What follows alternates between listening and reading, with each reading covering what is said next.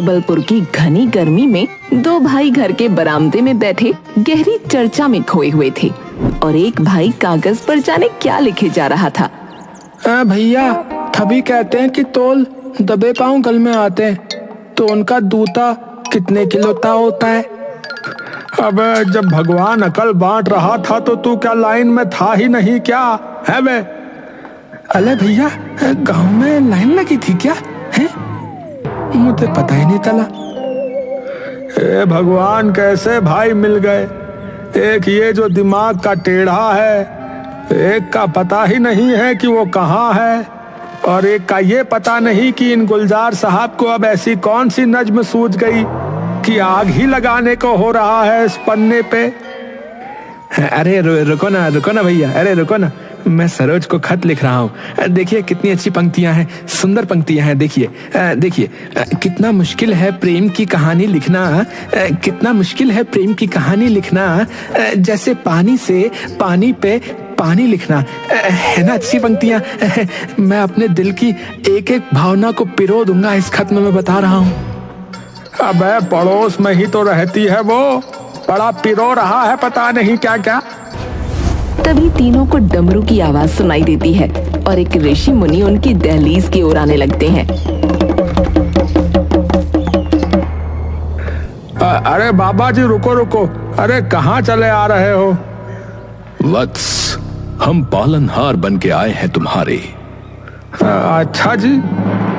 पहले ये बताओ कि चौथा भाई कहाँ है? अले बाबा, दादूगल कैथा दादूगल। अरे इसको छोड़िए, ये तो कुछ भी बकता है। अरे वो डोलता होगा गांव में कहीं बाबा जी। हाँ, आप ये बताइए कि आप यहाँ क्यों आए हैं? तुम्हें तुम्हारे पुश्तैनी खजाने तक पहुंचाने। कौन सा पुश्तैनी खजाना? हमारे पुश्ते तो खुद भूखमरी से मर गए भैया। अरे हैं, तुम्हारी वंशावली का राज उसे पता हो सकता है जो इतिहास के सारे पन्ने पलट चुका हो। उसे कहना जो पन्ने फटे हैं उसे जोड़े। इसका क्या करना है? क्या है ये तो सिर्फ तुम्हारी वंशावली का वही वंशज बता सकता है।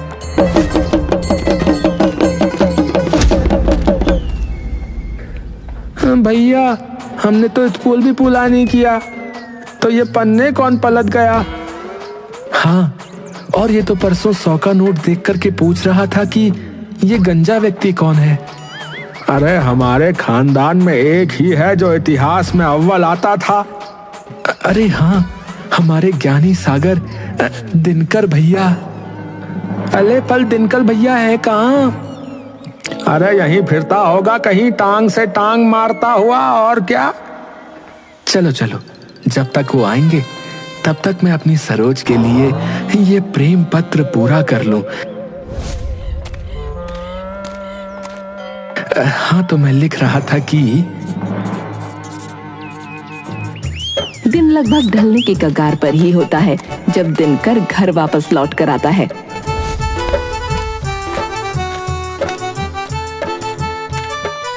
आ गए लखपति ज्ञानी पंडित महोदय महाराज।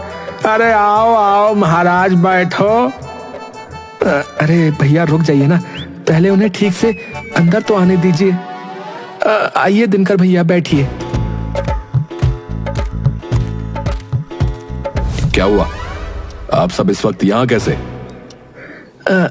आपकी सहायता चाहिए थी भैया। सहायता? किस चीज में? हमारा पुश्तैनी खजाना ढूंढने में। आज हमें एक बाबा जी ने ये दिया है। दिनकर आश्चर्य भरी निगाहों से वो कागज देखता है और अचानक अंदर भाग जाता है। देख लिया बबलू भैया, देख लिया। हमसे बात करके तो बिल्कुल आदी नहीं होते दिनकर भैया। और क्या, फिर घुस गया अपनी गुफा में? उन्हें कुछ समझ में आया होगा, तभी अंदर गए होंगे कुछ देखने। अरे तो मुझसे पूछ लेता, सब पता है मुझे, मैं बड़ा हूँ। राजन अपनी 7 उंगलियां आगे करता है। अच्छा, चलिए बताइए ये कितनी उंगलियां हैं? अरे 2। दोनों भाई कंफ्यूज होके एक दूसरे को देखते हैं। अरे नहीं भाई 7 हैं।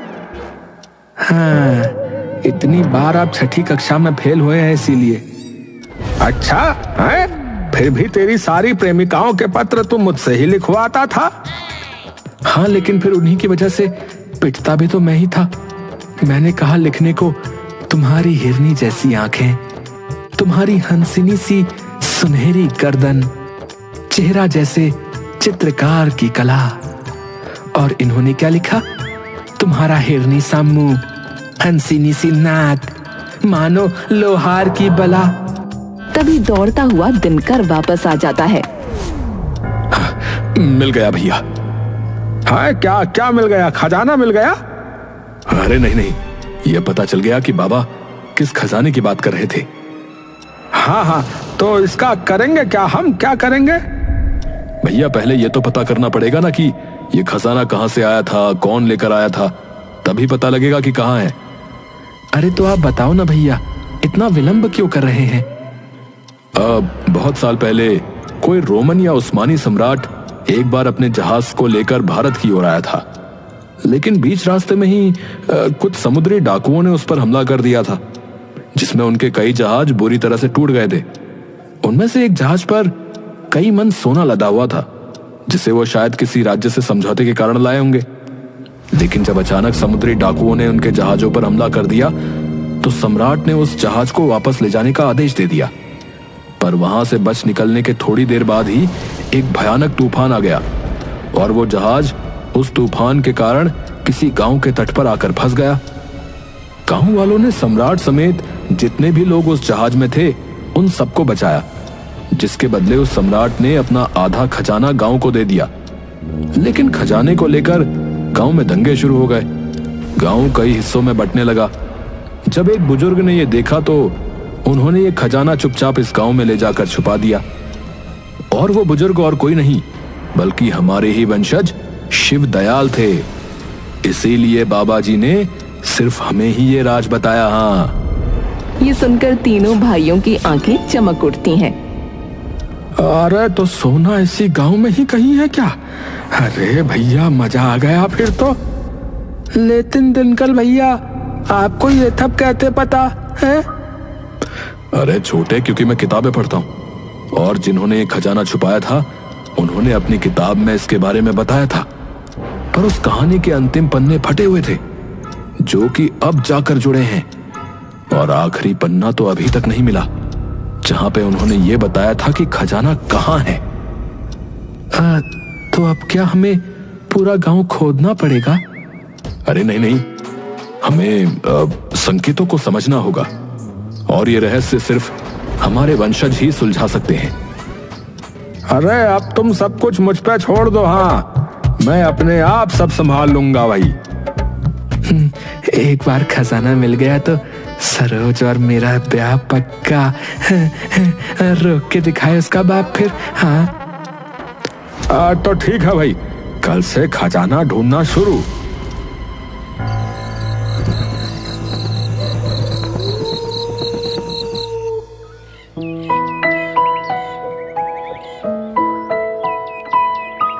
तबलपुर की सुबह होते ही तीनों भाई पूरे गांव में उथल पुथल मचा देते हैं। ये सारी उथल पुथल दिनकर दूर खड़ा होकर अपने मन में एक रहस्यमयी हंसी दबाए देख रहा होता है। कुछ दिनों बाद सबसे बड़ा भाई बबूल कुएं की ओर निकल पड़ता है खजाना ढूंढने। रास्ते में उसे फिर से वही ऋषि मुनि दिखते हैं, जिन्होंने उन्हें सारी घटना से अवगत कराया था। अरे अरे प्रणाम बाबा जी, प्रणाम। ये कहकर बबूल उनके पांव छू लेता है। आयुष्मान भव। बाबा जी, वो आपकी कुछ जो है सहायता चाहिए थी। बोलो वत्स।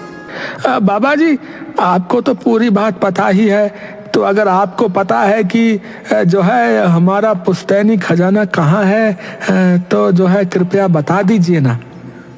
देखो, मैं ये तो नहीं जानता कि खजाना कहाँ है, पर हाँ, मैं तुम्हारा मार्गदर्शन अवश्य कर सकता हूं। अति उत्तम बाबा जी, अति उत्तम। कृपया बताइए। तुम सबसे पहले तो प्रश्न ठीक पूछो। मतलब कि ये मत पूछो कि कहां उस खजाने को ढूंढ सकते हैं, बल्कि ये पूछो कि कैसे खजाने को ढूंढ सकते हैं। हो, धन्य हो बाबा जी। तो आप बता दो कि कैसे वहां तक पहुंचा जाए। तुम्हें ये तो पता है कि तुम्हारे किसी पुरखे ने ये खजाना छुपाया है, पर क्या तुम्हें ये पता है कि तुम्हारे वंशज कोई आम इंसान नहीं थे? हैं? मतलब कि उनके अंदर कुछ ऐसी खूबियां थीं, जैसे कि वो जानवरों से वार्तालाप कर सकते थे, जानवरों और मानवों की आत्मा से बातचीत कर सकते थे, और लोक कथाओं की माने तो उन्हीं आत्माओं को उस खजाने की जगह भी मालूम है। और वे आत्माएं आज भी इसी गांव में हैं, क्योंकि शरीर नश्वर है परंतु आत्मा अजर अमर है। तो आत्माओं से कैसे बात करूं? वही कर सकता है जो जानवरों से संवाद कर सके, सबसे योग्य व्यक्ति। हाँ, वो तो मैं ही हूँ। मैं ही सबसे समझदार हूँ भाई। तो विजयी भव, पर भाइयों से सावधान रहना, वे लालची हैं, और अगर उन्हें खजाना मिला तो तुम्हें हिस्सा नहीं देंगे। अरे हाँ, उन्हें ना मिले कद्दू भी, उनमें से सबसे समझदार मैं ही हूँ। बाकी के भाई तो यही हैं, एक बेवकूफ, एक का कोई बोध ही नहीं मिलता, और एक सिर्फ आशिकी में खोया रहता है। तो जाहिर सी बात है कि सबसे योग्य तो मैं ही हूँ। बबूल जंगल की ओर निकलता है जानवरों की बात सुनने। जैसे ही वो पहुंचता है, उसे पास से कोई जानी पहचानी आवाज सुनाई देती है। बबूल जाकर देखता है तो उसे दिखता है कि दिनकर पेड़ पर बैठी एक मुर्गी को बुला रहा होता है। बबूल तभी भागकर उसके पास जाता है। बेवकूफ, क्या कर रहा है? दिनकर एकदम से झेंपकर बबूल की तरफ मुंह मोड़ लेता है। क्या कर रहा था यहाँ? कुछ नहीं भैया। अरे बताऊं तो क्या अभी है, बता। वो भैया, आप जब बाबा जी से बात कर रहे थे तो मैंने सुन लिया था कि अगर जानवरों की मन की सुनोगे तो खजाना मिल जाएगा। अरे ऐसे ही कोई ऐरा गैरा नहीं कर सकता है जानवरों से बात, समझे? सिर्फ सबसे बुद्धिमान और योग्य ही उसकी बातें सुन सकता है। अच्छा भैया, फिर तो बस तुम ही ये कर सकते हो। और नहीं तो क्या रे? अच्छा तू बता, तू इस मुर्गी से क्या बात कर रहा था? कुछ नहीं भैया, बस ये पूछ रहा था कि इस मुर्गी की क्या इच्छा है। ओहो, तो क्या कहा इसने? कुछ बोली तो नहीं, पर मुझे लगा ये कहीं जाना चाहती है, लेकिन अपने अंडों को छोड़कर नहीं जा सकती, क्योंकि उसके बैठने से ही उन्हें गर्मी मिलती है। अच्छा चल छोड़, जा कहीं और ढूंढ, ये तेरे बस की बात नहीं है।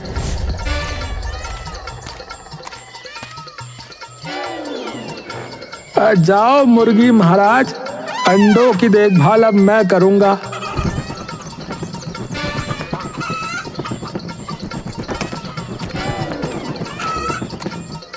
हे राम, अरे क्या जालिम मुर्गी है। वहीं दूसरी ओर राजन भी भरसक प्रयास में जुटा होता है, लेकिन प्रेम पत्र लिखने के लिए। मेरी सुकुमारी, मेरे मन की अर्धांगिनी सरोज।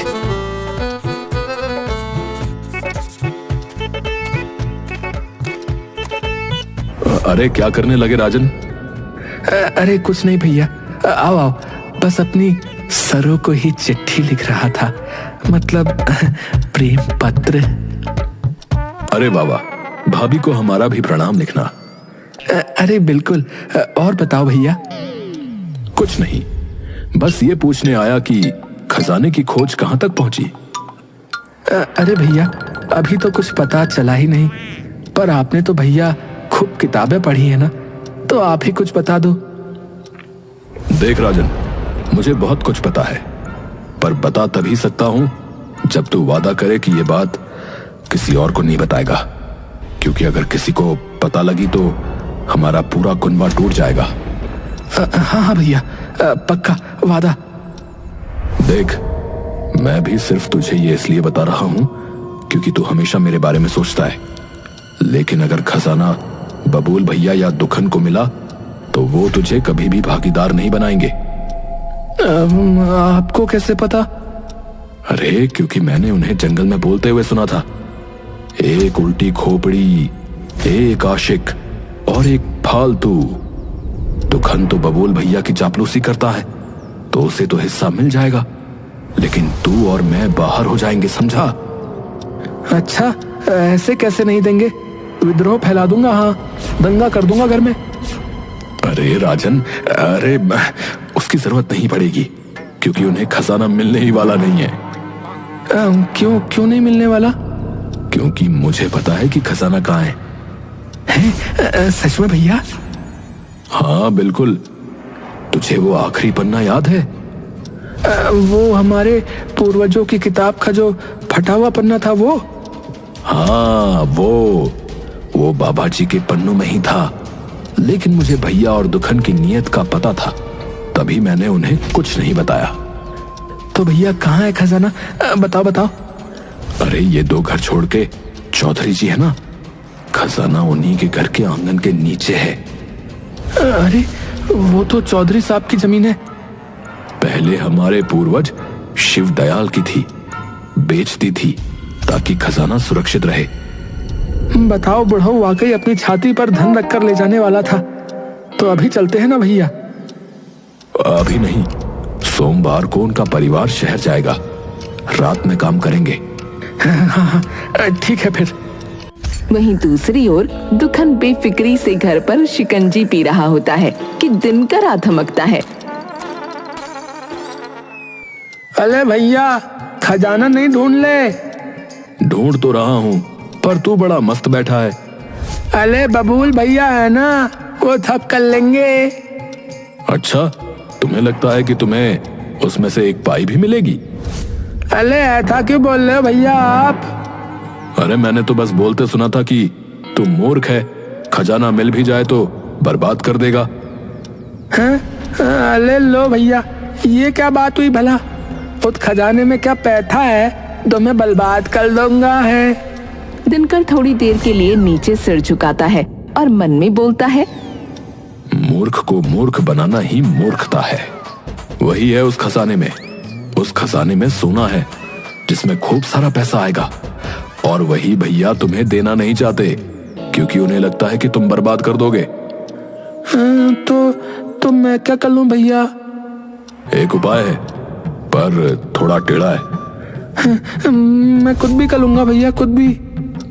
सुन, सोमवार को काले कपड़े पहनकर ये मंत्र पढ़ना, ओम क्लीम चामुंडाय, सब मेरे बस में आए, फिर सब तेरे बस में। बट तो फिर भैया देखो कि कैसे ये बुद्धू इन बुद्धिमानों को मदद खाता है। अरे मजा नहीं, धूल धूल। रात हो जाती है, लेकिन रात होते ही गांव के सरपंच को अपने घर के बाहर किसी के लोरी गाने की आवाज सुनाई देती है। वो बाहर आता है तो देखता है तू है मेरी आंखों का बबूल एक कुत्ते को गोद में लेकर उसे लोरी सुना रहा है। मेरा सूरज चंदा है तू, मेरा सूरज है तू, है मेरी आंखों का तारा है तू। ये हंगामा क्या मचा रखा है? अरे चुप रहिए, ये बस सोने ही वाला है। माँ की बहुत याद आ रही थी इसे, इसलिए सुला रहा हूँ। अबे पागल अरे धीरे बोलो सरपंच जी, धीरे बोलो। सरपंच गुस्से, उलझन और हैरानी अपने मन में लेकर वापस चले जाते हैं।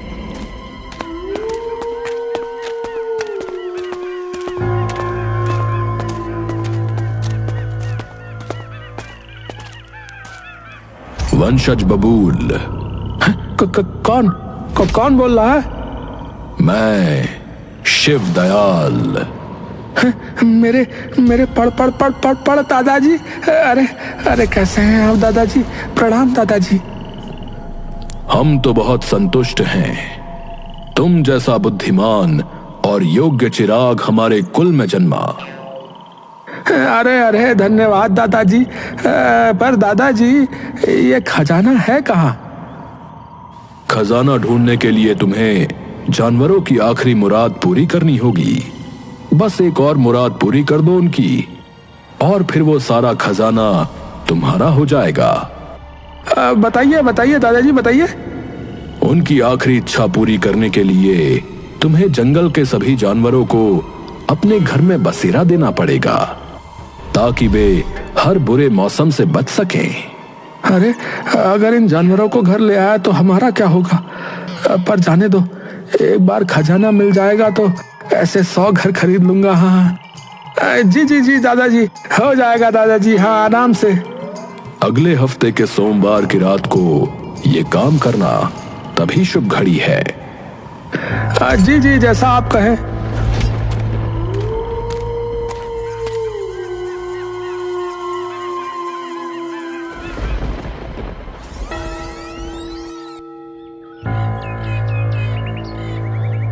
दिन चढ़ते ही दिनकर सरपंच के घर दौड़ता हुआ आता है। अरे सरपंच जी,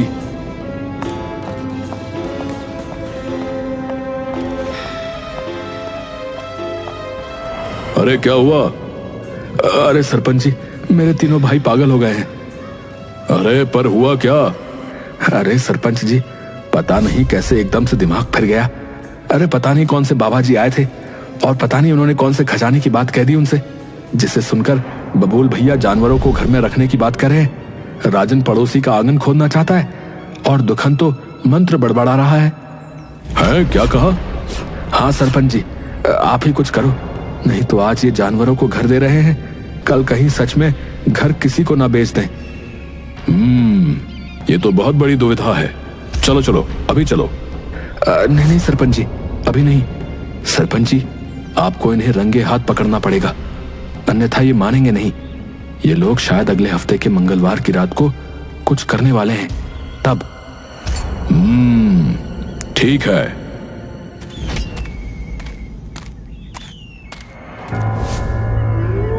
मंगलवार रात दिनकर फिर से दौड़ता हुआ आता है। सरपंच जी, जल्दी चलिए, कांड हो गया। हाँ? अब क्या किया? अरे बवाल कर दिया। आप चलो, चल के देखो क्या कांड किया इन्होंने।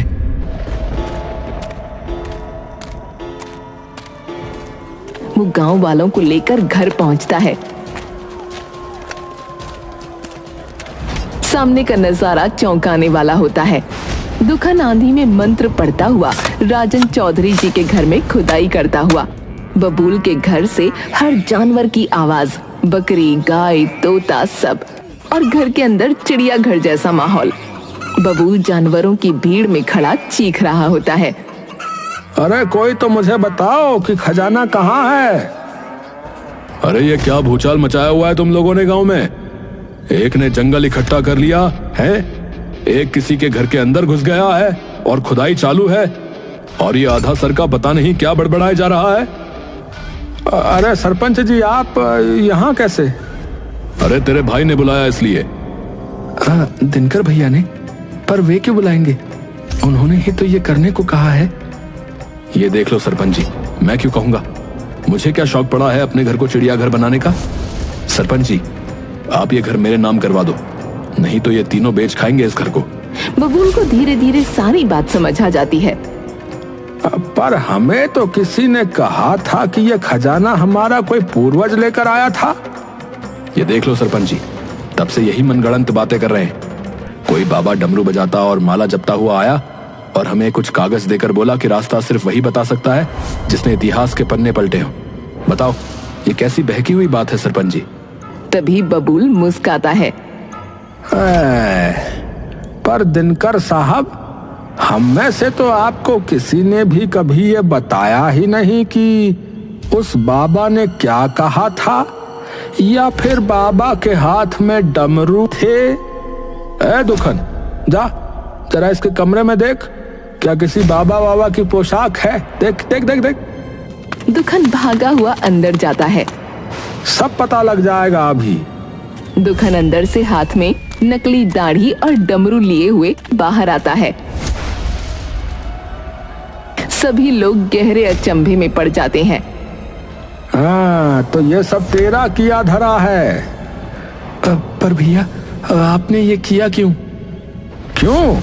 अरे ये तो सबको बचपन से पता है कि ऐसी हरकतें ये क्यों करता है, ताकि सभी लोग सिर्फ इसे देखें, सिर्फ इसे सुने। हैं? चुप रहिए भैया, आपको कुछ नहीं पता। बबूल तभी गुस्से से उसकी गर्दन पकड़ लेता है। अरे क्या नहीं पता? मुझे पता है कि कितना दिखावेबाज है तू, कि तू कितना भूखा मरता है कि लोग तुझ पर ध्यान दे। हैं? ये नहीं पता मुझे? बता। बचपन से तेरा सिर्फ एक ही ड्रामा है कि माँ मुझ पर ध्यान नहीं देती, पिताजी मुझे देखते भी नहीं हैं, और तब भी तू यही करता था। हैं? कभी उनके पैसे चुरा लेता, कभी स्कूल में लड़ाई कराता, ताकि सब बस तुझ पर ही ध्यान दे। हाँ, सबके लिए बस इकलौता तू ही हो, बस तू तू तू तू तू। और तभी दिनकर जोर से धक्का मारकर उसे दूर कर देता है। चुप हो जाओ भैया, चुप हो जाओ, चुप हो जाओ। क्या पता आपको मेरे बचपन के बारे में? आपको ये पता है कि जब 9वीं कक्षा में मैं अव्वल आया और माँ को बताने गया तो उन्होंने क्या कहा? बताया आपको? उन्होंने कहा, अरे दिनकर तू वो छोड़, तू भाग के 1 किलो लड्डू ले आ। दुखन 4थी कक्षा में पास हो गया, त्योहार मनाएंगे आज तो। एक बार स्कूल के कुछ बच्चों ने बहुत बुरी तरह मारा मुझे। सर से पांव तक छिला हुआ बदन लेकर जब मैं आपको बताने आया तो पता है आपने बिना देखे क्या कहा? अरे बाद में बताइयो, अभी राजन को नए कपड़े दिलाने जा रहा हूं, कल घूमने जाना है इसे अपनी क्लास की लड़की के साथ। हाँ, मैं चुपचाप एक चादर लपेटे पूरी रात दर्द से कराता रहा। बाहर से कोई नहीं आया, बस हंसने की आवाज आई पूरे कुनबे की। राजन ने पूछा भी कि दिनकर भैया कहाँ हैं, पर पता है भैया पापा ने क्या कहा? अरे पढ़ा होगा अपनी किताबों में, पढ़े रहने दो। और सुबह जब उस चादर पे मेरे जख्मों के दाग मिले तो पता है माँ क्या बोली भैया? पता है? पूरी चादर गंदी कर दी इस कमीने ने।